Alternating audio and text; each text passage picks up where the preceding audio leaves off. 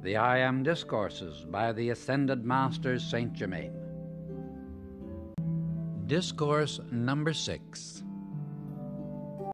October 20, 1930. Saint Germain. Invocation. Thou mighty infinite presence, creator of all that is, always majestic in thy conquering presence, we give power only to thee.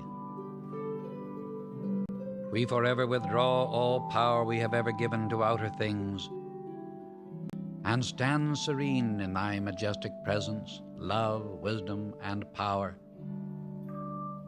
knowing that I am here and I am there and I am everywhere. Then I am serene in thy majestic presence, manifesting thy love, wisdom, power, and judgment,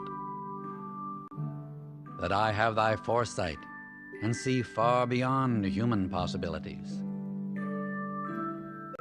I give praise and thanks that I now and forever acknowledge and accept only thy mighty victorious presence in all things, in my life, my world, my mind, and my body.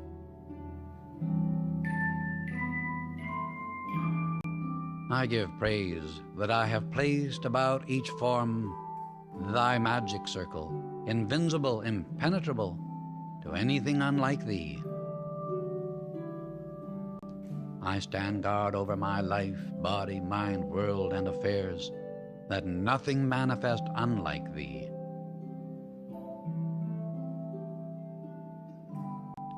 We thank thee. The Discourse. Keep reminding the outer activity, the outer consciousness, that when I say I am using the infinite God power.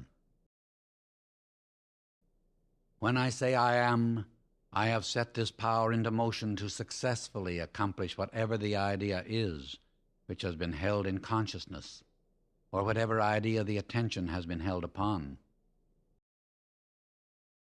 Sincere students should not forget this for a single hour, until the truth becomes so fixed in the outer activity that it automatically acts. Therefore, you will see how perfectly ridiculous it is to say, I am sick, I am financially embarrassed, or that there seems to be a lack of anything. I tell you that you cannot possibly be affected if you will hold fast to this idea. Then use it. When you seem to have a cold, you do not need to be told to use a handkerchief.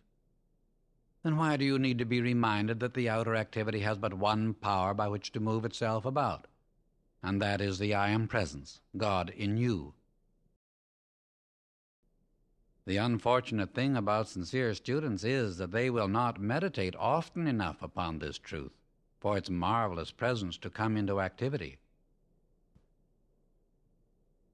Know that I am the majestic, victorious presence filling all official places, and know it with certainty in your minds. If any of the students will sincerely take hold and use this, such an one will be blessed for so doing.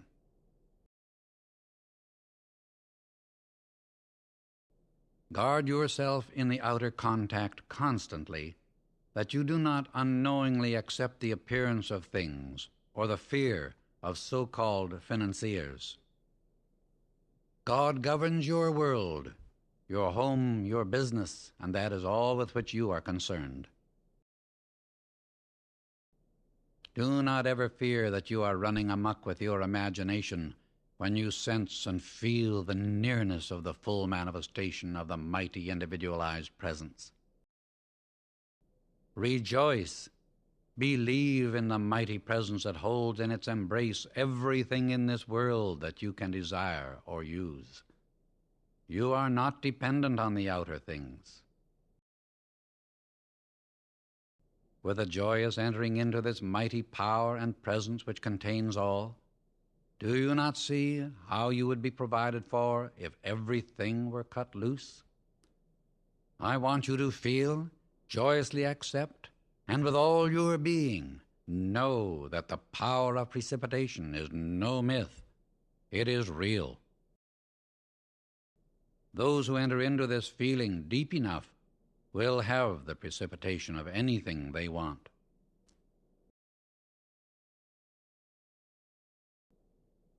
Children have been chastised for seeing angelic beings and for manifesting an inner perception. It is the parent of that child who should be chastised, and well at that, for daring to interfere with the God-given freedom of that child. If grown-ups would live more in the conscious imaging and acceptance of these mighty and great presences, of whose very existence most of humanity doubts, they would feel their presence and uplifting, sustaining intelligence. My beloved ones, if suddenly we find ourselves needing courage or strength, I am there, surging forth, supplying this instantly. If I need harmony in my mind or body, then I am there, supplying it instantly, and I do not need to wait. Do not give a thought to the world or individuals who do not understand these things. Go right on, rejoicing in the visible, active presence, precipitated into your life and use of whatever you wish. Our outer common sense, so-called, must tell us that unless we expect, accept, and rejoice in the presence of the thing we want, how, in the name of God, can we expect to have it?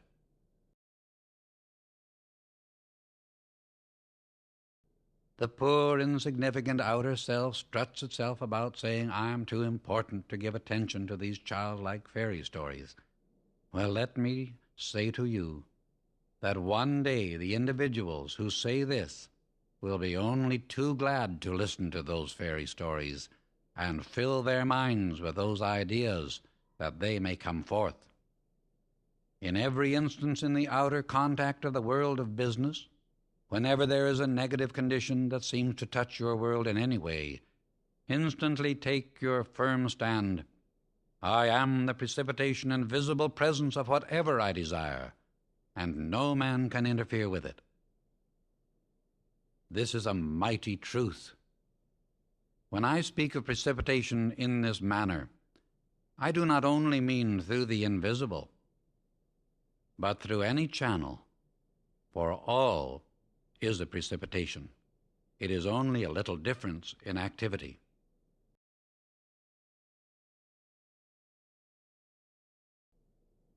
When I recognize who I am, then I have entered into the great silence, wherein is God's greatest activity.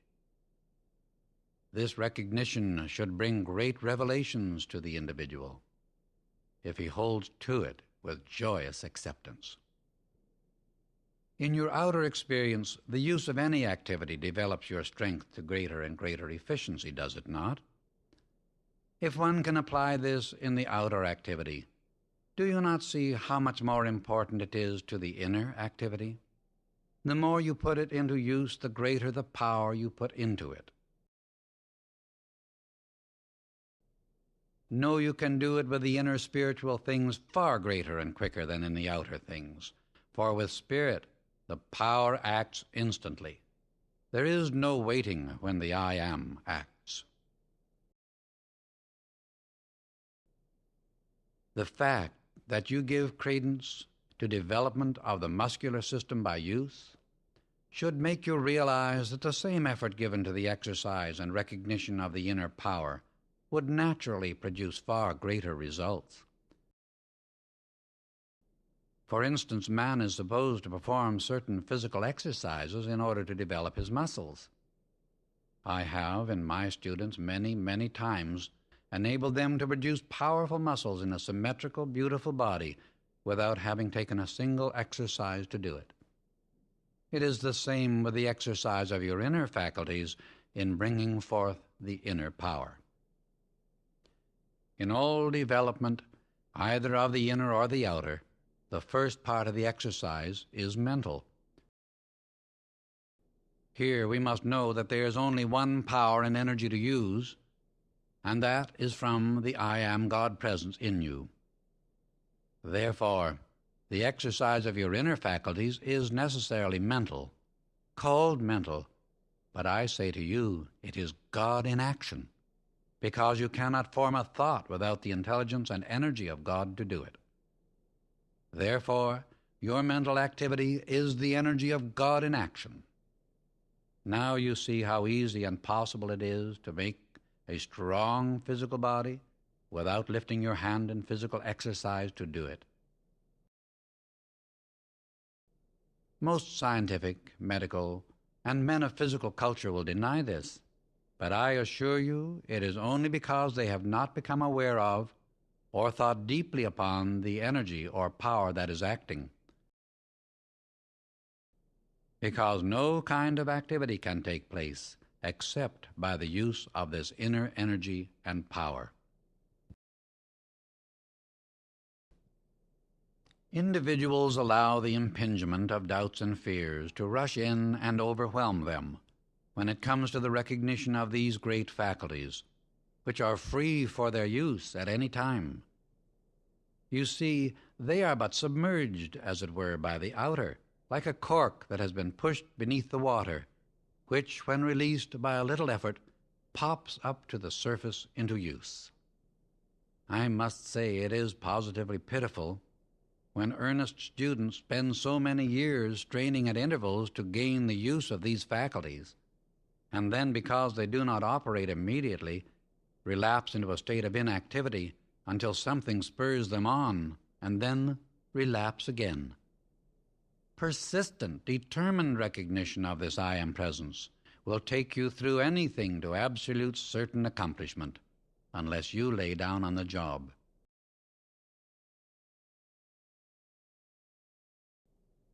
I see, and especially at this time, a goodly number of individuals who, with a little encouragement and description of the simple use of these faculties, will quickly leap into their freedom, and especially those who have this verbal instruction and the radiation that goes with it. Is it not appalling that sons and daughters of God will submit to the binding claims of limitation, when with persistent effort and determination they would open the door and step through into this great inner chamber, filled with such dazzling light, jewels, gold, and substance, from which every kind of food in the universe can be precipitated? Then, with this truth plainly before them, these individuals still hesitate, through unbelief, to step through, take this scepter, and be free. Beloved ones, again I say to you, sing the great melody of the I Am conquering presence. Sing it in your hearts continuously. Feel it with all your ability. Be determined to use it. Hold fast to that determination, and the knowledge and the way will steadily open to give you that mastery, which is your eternal freedom. Just keep joyously knowing that you are through the veil now. Whatever mastery the individual has gained over himself, his affairs, or his world is always and should be a sacred chamber, an inner sanctuary upon which no other inquiring individual may intrude. No one may attain mastery through the desire of the outer to find the mastery within another.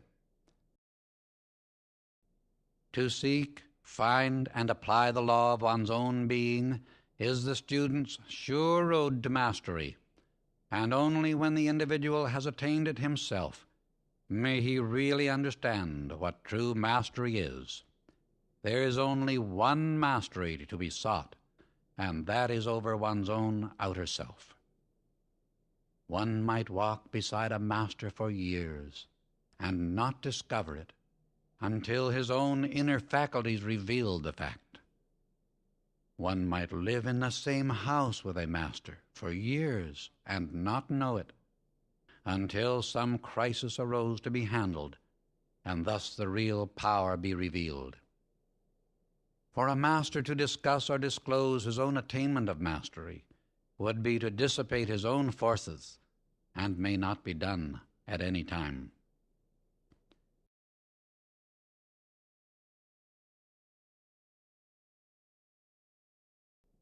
If a student be fortunate enough to have a beautiful experience, and then discuss it with others, there is usually so much doubt poured at him that he soon begins to doubt himself.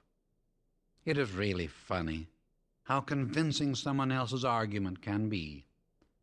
If a student will listen to the argument of someone else, why not be at least as fair to his own God self, and listen to its power and good as expressed through the inner experience? The moment doubt begins to enter, more doubt rushes in. The same with the I am. If you put your attention upon it, it rushes forth more and more. Where the conscious attention is fixed, there the energy pours. Dear ones, do you not see, when you want something revealed or to be inspired in some way, do you not see I am that? The moment you say, I am, you set in motion this power that has inherent within it all these faculties. It has all substance, and must take on whatsoever form the attention of the mind is fixed upon. The I am is the fathomless mind of God. In reaching for understanding, the average student is but contacting the recurring memory of that which has been, instead of going into the heart of God and bringing forth that which never has been. Individuals and students many times do not and will not realize that there have been many civilizations of vast attainments which are entirely unknown to the outer world today. Atlantis and Lemuria, or the land of Mu, as credited by a few today, are but fragments of the great civilizations that have been.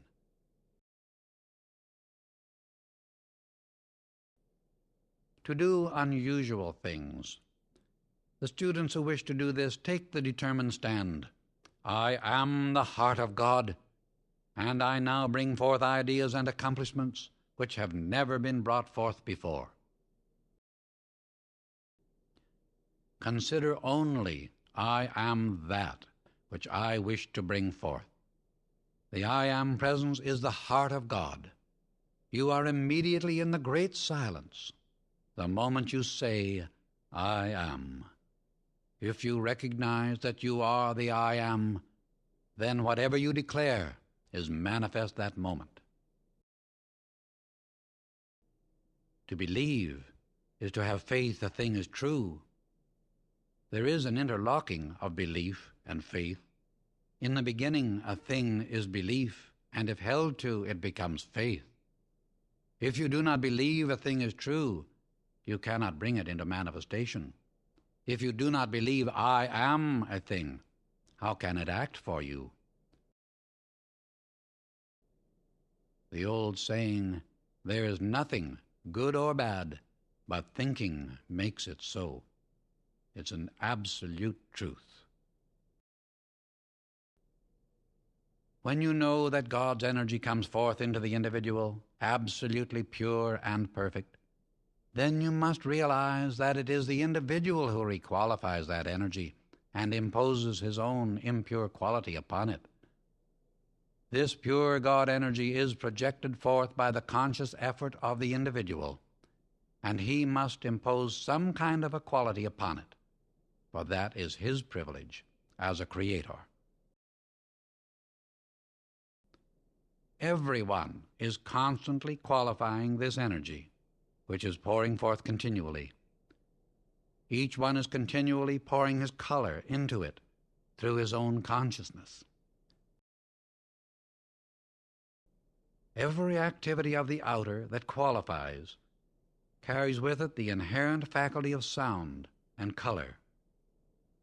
No activity of any kind can take place which has not sound and color inherent within it. God's perfection naturally has no discoloration within it.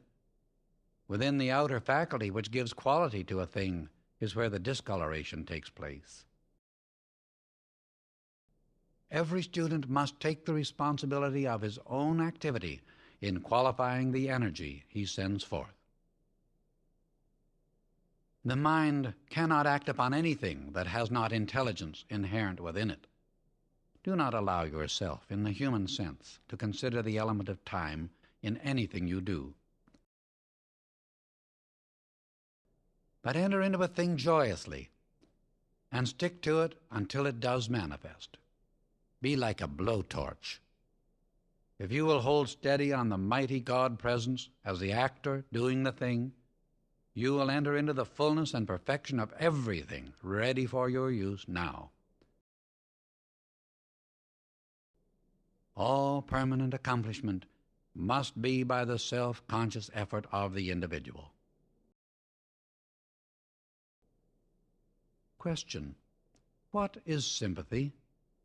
Answer: it is but agreement with imperfection. Whatever you do, be adamant before human sympathy. Watch that you do not allow yourself to be dragged down into quicksand when you can use wings to lift yourself above its destruction.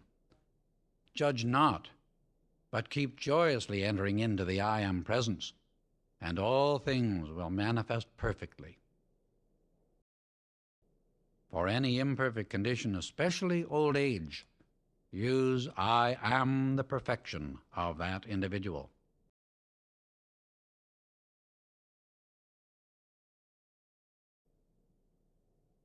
No matter what is said in the outer world, you must be unaffected by it, for you are coming to this perfection, and you must bring it about consciously. If you do not watch, you can let in an expression in a moment that can follow you for years if you do not erase it.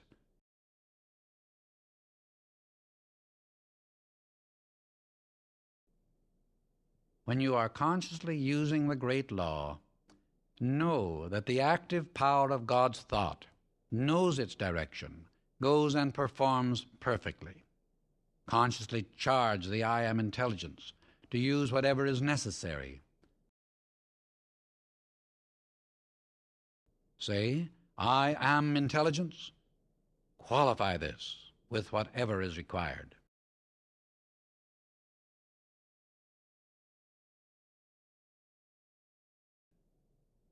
For healing, I had one student who so qualified the electronic circle about him with the power of healing that he was called the healing shadow. Of course, it was not the shadow that healed, but the moment people contacted his electronic circle, they were healed instantly.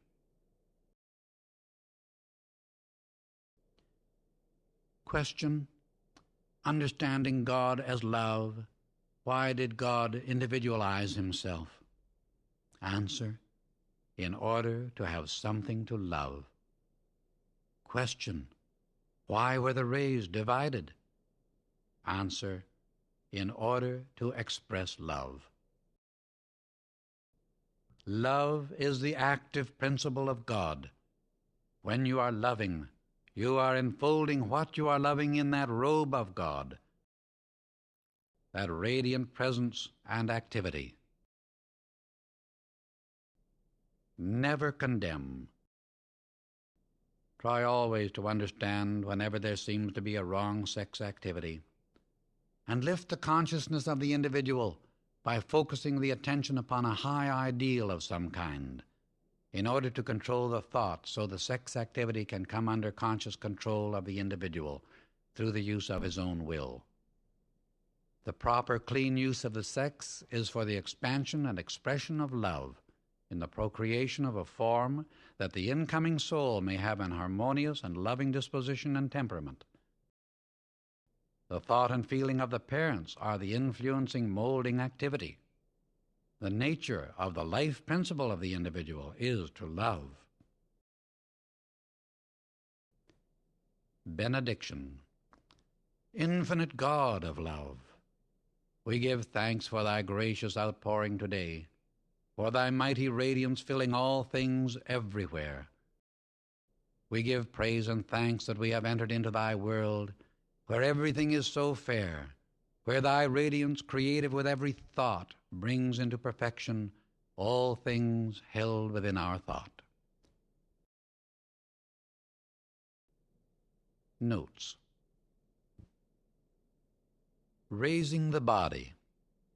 Nada raised her body 2,700 years ago. In the case of three raising the body at one time, they might ascend at the same moment or within a few weeks or months. Controlling an animal. Use I am here and I am there, and I command silence there. Also look the animal in the eye and know that the love of God controls it.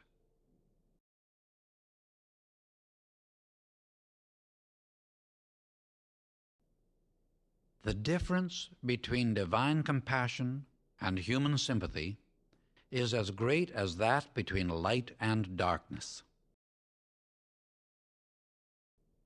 Divine compassion holds the student's attention anchored to the mighty I Am presence, calling it forth to produce perfection. Human sympathy is a rushing forth of energy, qualified by a feeling of imperfection, and but intensifies the imperfection already manifesting.